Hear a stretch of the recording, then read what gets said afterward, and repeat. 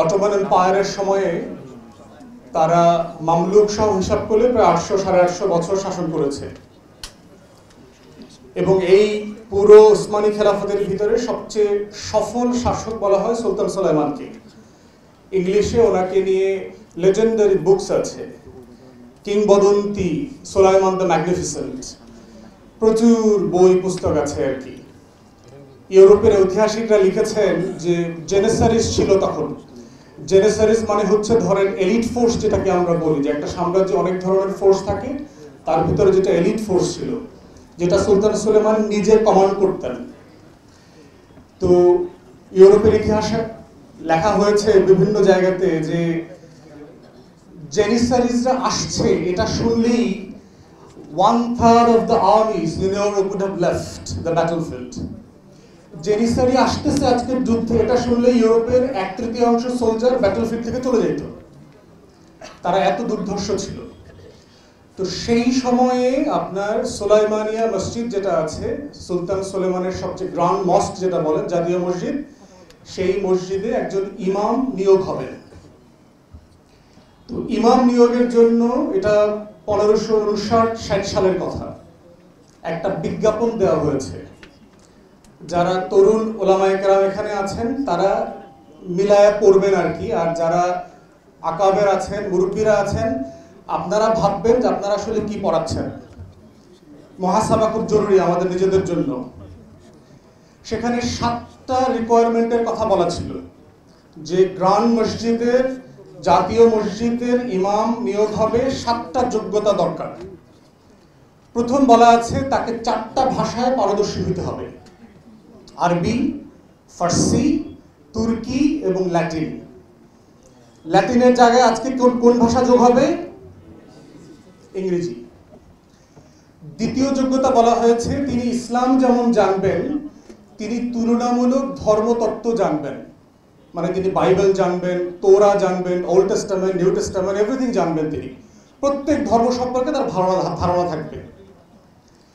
তৃতীয় বলা হয়েছে যে ইসলামের শরিয়া এবং ফিক সম্পর্কে তার অগাধ নলেজ থাকবে এবং পৃথিবীতে মুসলিম বিশ্বে প্রচলিত প্রত্যেকটা মাযহাবের উপরে তাকে পণ্ডিত হতে হবে, তৃতীয় যোগ্যতা। চতুর্থত বলা হয়েছে যে তিনি ম্যাটেরিয়াল সায়েন্স সম্পর্কে জানবেন, যে ফিজিক্স, কেমিস্ট্রি, বায়োলজি, ম্যাথ, এই যে সায়েন্সগুলো আছে, বিজ্ঞান, অঙ্ক, এর প্রত্যেকটা জিনিস সম্পর্কে উনি মাস্টার হতে হবে। পঞ্চম যোগ্যতা বলা হয়েছে যে তিনি যুদ্ধবিদ্যা সম্পর্কে জানবেন, তিনি তীর চালাতে পারবেন, তিনি ঘোড়া সওয়ার করতে পারবেন, যুদ্ধের যে যত আইটেম থাকবে সেগুলো উনি জানবেন। ষষ্ঠত বলা হয়েছে তিনি দেখতে খুব স্মার্ট হইতে হবে, পেটে ভুঁড়ি থাকতে পারবে না, মোটা হইতে পারবেন না, হ্যান্ডসাম হইতে হবে, একদম স্মার্ট হইতে হবে তাকে। এবং সপ্তম বলা হয়েছে তার কণ্ঠ অসাধারণ শ্রুতিমধুর হইতে হবে। এই হলো তার 7টা যোগ্যতা।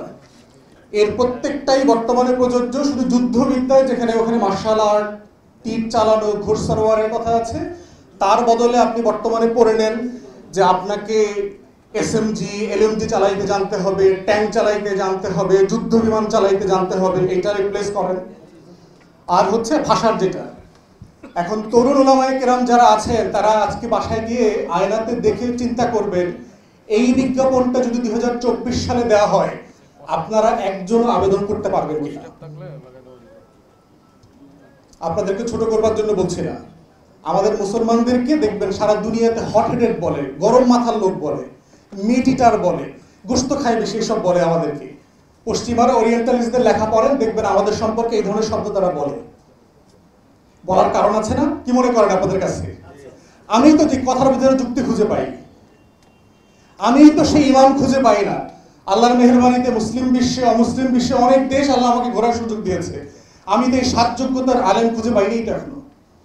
আমার ওলামায়ে কেরামদের প্রতি আমার কোনো অশ্রদ্ধা নাই, আমি আপনাদেরকে ওয়ারাসাতুল আম্বিয়া মনে করি। কিন্তু বুঝতে হবে যে আল্লাহ তাআলা অযোগ্য ব্যক্তির হাতে নেতৃত্ব দেন না, পৃথিবী দেন নাই কখনো। সারা পৃথিবীর নেতৃত্ব উসমানীয়দের হাতে কেন দিয়েছেন, এই বিজ্ঞাপনটা আপনাদেরকে মাথায় নিতে হবে। শেষ করছি যে একটা রাষ্ট্র, একটা সমাজ থেকে শিক্ষা ব্যবস্থা আসলে কি চায়, সেটা হচ্ছে যে তিনটা জিনিস অ্যাচিভ করতে চায় নাগরিকদের কাছ থেকে। একটা হচ্ছে যে সে কিছু জ্ঞান শিখাইতে চায়, তার সম্পর্কে, তার চারপাশ সম্পর্কে, তার সমাজ সম্পর্কে, তার ইতিহাস, তার সমসাময়িক দুনিয়া সম্পর্কে জানাইতে চায়। এটাকে আমরা বলি নলেজ পার্ট। দ্বিতীয়ত হচ্ছে একটা স্কিল পার্ট আছে, যে আমি কিছু কাজ জানি, আমি যে স্কুলে কলেজে মাদ্রাসায় পড়ছি, আমি নাপিতের কাজ জানি, আমি মিস্ত্রির কাজ জানি, আমি আইন পেশা জানি, আমি মসজিদ কমিটি ম্যানেজমেন্ট জানি, আমি কোনো না কোনো কাজ জানি, 4-5টা কাজ জানি, এটাকে বলে স্কিল পার্ট। থার্ড হচ্ছে শিক্ষা ব্যবস্থা চায় যে নৈতিক মূল্যবোধ, ভ্যালুস তৈরি হোক একটা সমাজে। কোনটা রাইট, কোনটা রং, কোনটা সত্য, কোনটা অসত্য, কোনটা ঠিক বেঠিকের একটা মানদণ্ড শেখানো হবে। এইটাই হচ্ছে যেটা আপনারা বারবার ইসলামী শিক্ষা ব্যবস্থার কথা বারবার বলছেন। প্রশ্ন হচ্ছে বিকল্প তৈরি করা দরকার। সরকারের সমালোচনা এনাফ না, প্রত্যেক ক্লাসের বই ধরে ধরে বিকল্প বই ইসলামের দৃষ্টিতে প্রকাশিত হওয়া দরকার, এটা এক্সাম্পল করা দরকার। সালাম আলাইকুম।